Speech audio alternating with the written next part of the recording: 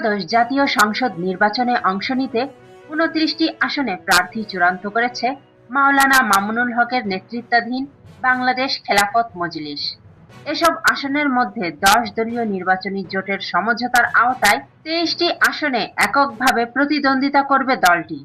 পাশাপাশি বাকি ৬টি আসনে জোটভুক্ত অন্যান্য দলের প্রার্থীদের সঙ্গে উন্মুক্ত প্রতিযোগিতায় অংশ নেবে খেলাফত মজলিস।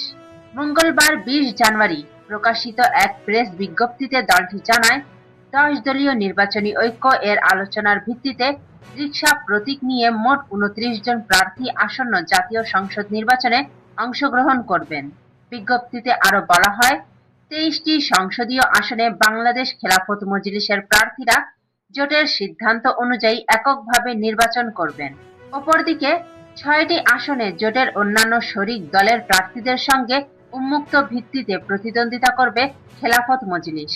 উন্মুক্ত ভিত্তিতে নির্বাচনের এসব আসনের মধ্যে রয়েছে সুনামগঞ্জ ৩ ও কিশোরগঞ্জ ১ আসনে খেলাফত মজলিসের সঙ্গে, মৌলভীবাজার ৪ ও নারায়ণগঞ্জ ৪ আসনে এনসিপির সঙ্গে, ফেনী ২ আসনে এবি পার্টির সঙ্গে এবং ফরিদপুর ৪ আসনে জামাতে ইসলামীর সঙ্গে যৌথ প্রতিযোগিতা।